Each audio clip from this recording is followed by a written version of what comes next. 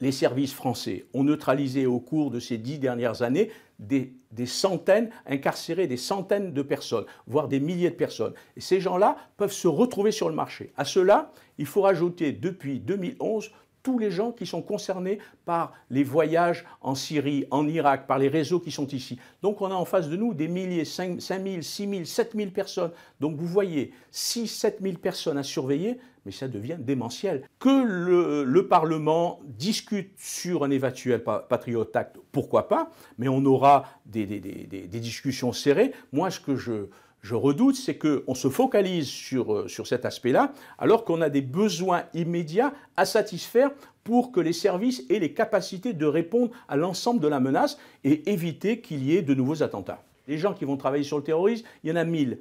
Or, pour surveiller un terroriste, il faut 18-20 personnes par jour. Plus, dès lors qu'il est en contact avec quelqu'un, il faut le surveiller. Donc vous avez 20 personnes pour le surveiller. Et puis comme vous surveillez les deux, vous faites des écoutes téléphoniques. Pour faire des écoutes téléphoniques, il faut des gens qui parlent l'arabe ou qui parlent plusieurs langues. Ensuite, il faut exploiter ces écoutes. Donc il faut identifier tous les numéros qu'il a contactés. Il faut faire des enquêtes sur toutes les personnes qu'il a contactées. Donc vous avez un monstre qui naît depuis que la France fait face au terrorisme depuis les années 1993-1994. On arrête des terroristes qui radicalisent des gens qui sont en prison, qui deviennent des terroristes, qui eux vont en prison, qui radicalisent des droits communs. Et comme ça, c'est un phénomène qui dure depuis plus de 20 ans.